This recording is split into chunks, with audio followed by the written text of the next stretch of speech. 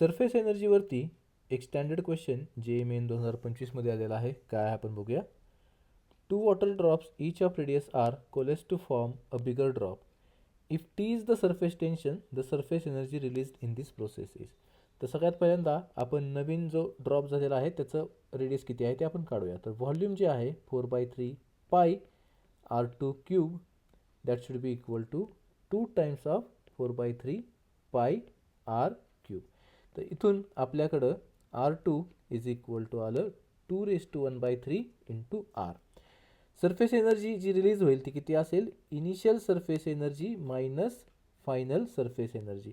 तर initial surface energy किती आहे 2 × 4πr² into T minus final surface energy किती आहे 4πr²² इंटू टी.